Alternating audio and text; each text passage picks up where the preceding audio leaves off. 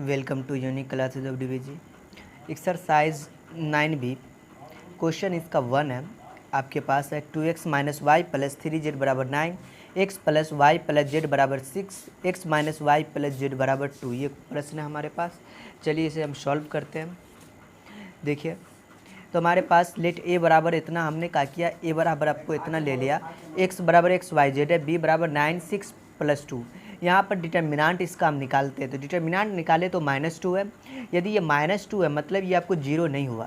यदि determinant zero हो जाता तो यहाँ पर इन्वर्स नहीं निकलता। ओके, यहाँ पर आपको जो है -2 है तो डिटर्मिनांट मतलब इन्वर्स एग्जिस्ट करेगा। ओके तो यहाँ पर ये जो है सिस्टम इज़ हमारा क्या हो गया, यूनिक सॉल्यूशन हो गया। और यहाँ पर आपको जो है x बराबर ए इन्वर्स बी, एक्स बराबर ए इन्वर्स बी हमको निकालना पड़ेगा।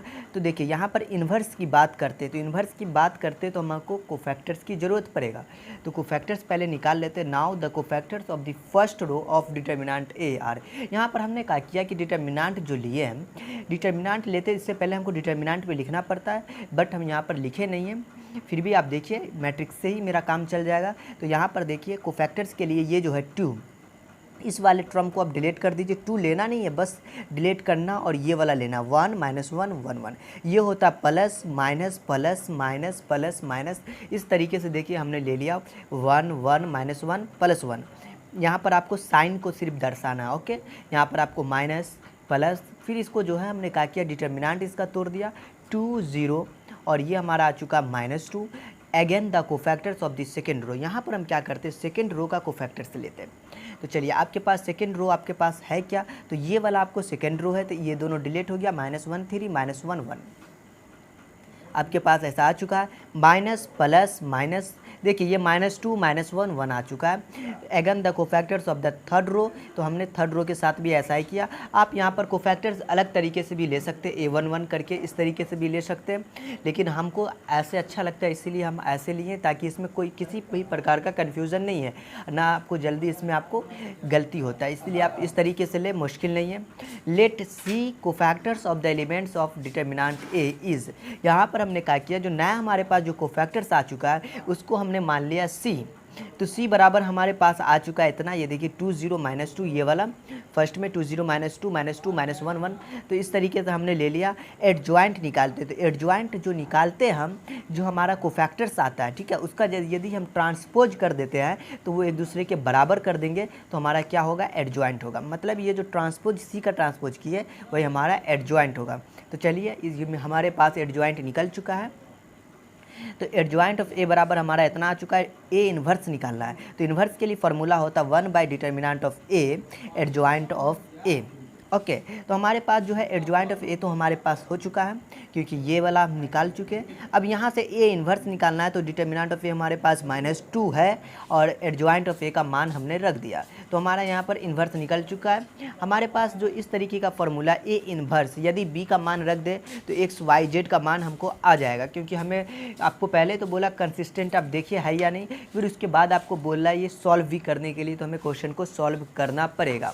ओके, तो x बराबर ए इन्वर्स बी हमारे पास यही है। यहाँ पर एक्स वाई जेड हमने मान रख दिया +1/2, बोले तो डिटर्मिनांट हमारे पास इतना आ चुका है, b का मान 962।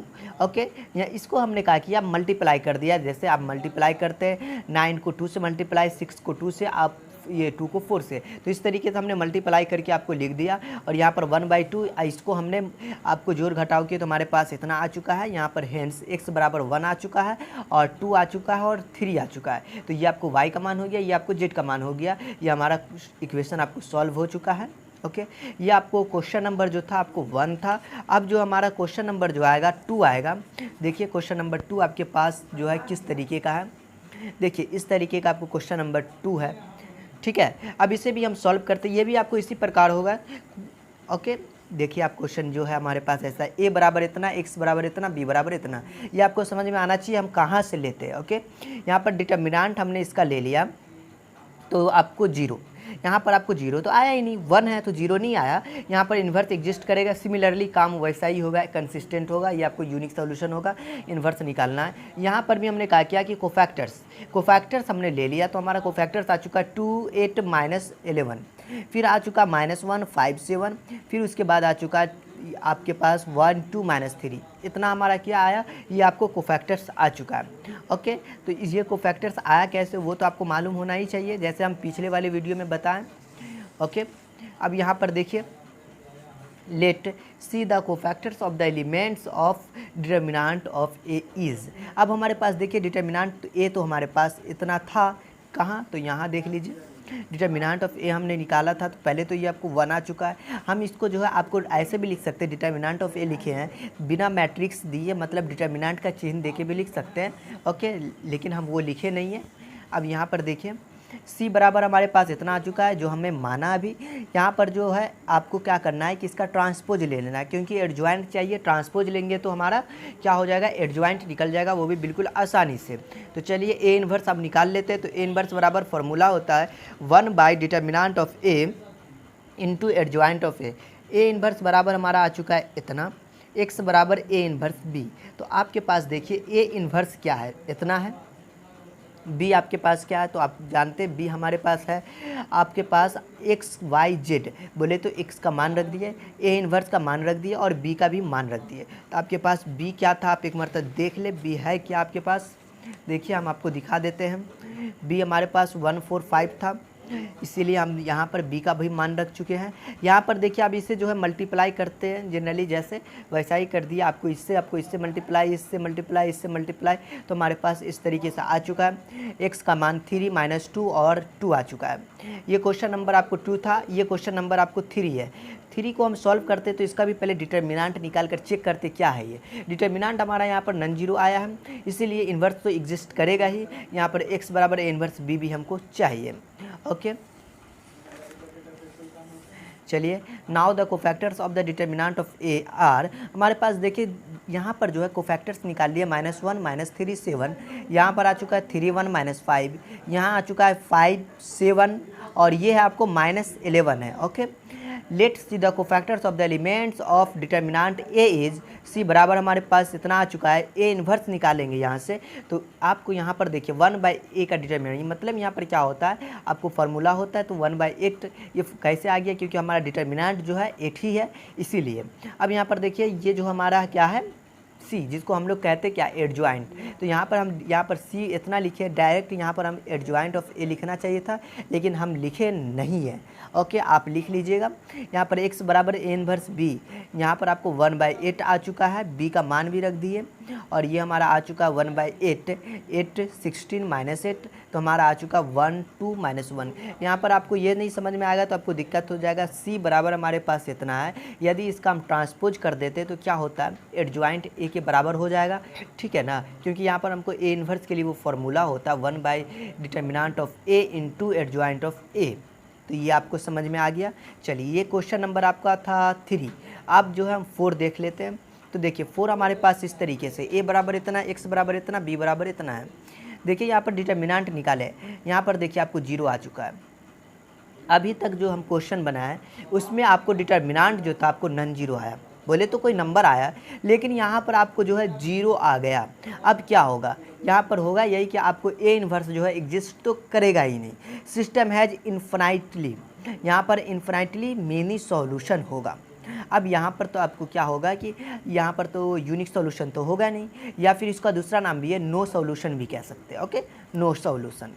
अब यहाँ पर जो है आप कैसे क्या करना होगा, तो इसके लिए यदि आपके पास ये जीरो नहीं आता तो क्या होता, आप जो है यहाँ पर से बिल्कुल आसानी से x बराबर ए इन्वर्स भी निकाल सकते थे, लेकिन ऐसा तो हो नहीं सकता क्योंकि 0 आ चुका है। इसके लिए एक मेथड है जिसको हम लोग नाम जानते हैं ऑगमेंटेड मैट्रिक्स। क्या है, ऑगमेंटेड मैट्रिक्स के नाम से हम लोग जो जानते हैं, इससे निकालेंगे तो हम आसानी से एक्स वाई जेड का वैल्यू निकाल सकते हैं। देखिए हमारे पास 0 आ चुका है, फिर भी एक्स वाई जेड का वैल्यू हम निकाल सकते हैं इसके द्वारा, ऑगमेंटेड मैट्रिक्स के द्वारा। देखिए कैसे, ए बी, आप देखिए ये ए है क्या, तो आप देखिए ए हमारे पास ये रहा, बी हमारा ये रहा, ले लिए। ओके, ये देखिए ये आपको रेशियो है, क्या है ये आपको रेशियो। ओके, ये भी डॉट डॉट जैसे होता है ना, ये आपको रेशियो। यहाँ पर देखिए R2 माइनस R1 ये हो क्या रहा है, देखिए यहाँ पर हम क्या कर रहे हैं, ऑपरेशन कर रहे हैं। बाई हमारा आ चुका है R2 minus R2 minus R1। हमारे पास ये R2 है, ये R1 है। हम यहाँ पर R2 माइनस R1 ही क्यों कर रहे हैं? देखिए हमको यहाँ पर करना क्या है कि आपको जो है यहाँ पर इक्लन फॉर्म में लाना है। इक्लन फॉर्म का मतलब क्या होता है कि ये नीचे से आपको 0 बनना चाहिए, नीचे से 0 बनना चाहिए। ओके, तो हम जो है इसे इक्लन फॉर्म में लाने की कोशिश कर रहे हैं। यहाँ पर R2 प्लस 3R1 कर चुके हैं, यहाँ पर R2 माइनस 2R3 कर चुके हैं, तो हमारे पास ऐसा आ चुका है। यहाँ पर देखिए R2 इंटरचेंज R3, हमारा ये R2 है, ये R3, इन दोनों का हमने इंटरचेंज कर दिया, तो हमारे पास देखिए इस तरीके से आ चुका है। ये आपको -4 है, ये क्या आपको -4 है। ये आपको बी वाला जो टर्म है इसको अब 0 हम नहीं बना पाए, 0 नहीं बना पाए। इसका मतलब क्या, रैंक ऑफ ए तो हमारा पास कितना आ चुका है 2। कैसे 2 आता आप तो समझ गए होंगे, क्योंकि यहाँ पर आपको जो ये वाला पूरा टर्म जो क्या है आपको 0 हो चुका है, इसलिए आपको यहाँ पर रैंक 2 आ चुका है। और रैंक ऑफ बी हमारा कितना आपको 3 है, कितना 3 है। कैसे, तो देख लीजिए ये आपको 0 नहीं है। यहाँ पर देखिए रैंक ऑफ ए, ये आपको एक दूसरे के बराबर नहीं है, ये आपको डज नॉट का चिन्ह इसलिए दिया गया क्योंकि ये बराबर नहीं है एक दूसरे के। हेंस सिस्टम हैज़ आपको इनकन्सिस्टेंस, यदि आपको इस तरीके का होता है तो इसको हम लोग इनकन्सिस्टेंस का नाम देते हैं, इनकन्सिस्टेंट। ओके, ये क्वेश्चन नंबर आपका 4 था। अब जो है क्वेश्चन नंबर 5 देखते हैं, ठीक है। तो चलिए ये क्वेश्चन नंबर आपका 5 है। डिटर्मिनेंट ऑफ ए बराबर हमारे पास इतना आ चुका है, ये आपको -38 है, हेंस ए इनवर्स एग्जिस्ट करेगा एंड सिस्टम इज कंसिस्टेंट होगा, सिस्टम हैज़ यूनिक सॉल्यूशन होगा, x बराबर इनवर्स बी। यहाँ पर आपको कोई दिक्कत नहीं है क्योंकि यहाँ पर हम इस मेथड के द्वारा निकाल सकते हैं। इसमें प्रॉब्लम था क्योंकि हमको ऑगमेंटेड मैट्रिक्स फाइंड करना था फिर निकलता। ओके, तो चलिए यहाँ पर हम इसको आसानी से निकालते हैं। कोफैक्टर्स निकालेंगे जैसे सिमिलरली सब में निकाले, तो कोफैक्टर्स आ चुका है 6 -7 और आपको आ चुका है 6 -16 -7, इसका आ चुका है 2 -18 4, इसका आ चुका है -10 14 -1। ये देखिए, let see the cofactors of the elements of the determinant is C का ट्रांसपोज, ये आपको ट्रांसपोज ले लिए मतलब एडजॉइंट ऑफ ए निकल गया। हम डायरेक्टली यहाँ पर काम कर रहे हैं, आपको टेंशन नहीं लेना, आपको सिमिलरली क्वेश्चन नंबर 1 के तरह ही सॉल्व करना है। ए इन्वर्स बराबर हमारा आ चुका 1/-38 6 -16 -7, ये आपको ये है। यहाँ पर देखिए x बराबर A inverse B, A inverse का हमको मान रख दिया और b का मान जो था रख दिया, इसको मल्टीप्लाई कर दिए। देखिए मल्टीप्लाई करने के बाद हमारे पास इस तरीके का नंबर आ चुका है।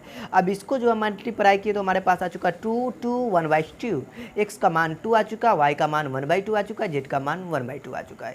यहाँ देखिए आपको ये क्वेश्चन नंबर आपको जो था 5 था। आगे देखते हैं, इसमें आपको देखिए, इसमें आपको जो है 6 7 8 9 10 इसे आप सॉल्व करिए, ठीक है। तो मिलते हैं नेक्स्ट वीडियो में। यदि वीडियो अच्छा लगा हो तो लाइक शेयर एंड सब्सक्राइब करें। ओके, मिलते हैं नेक्स्ट वीडियो के साथ।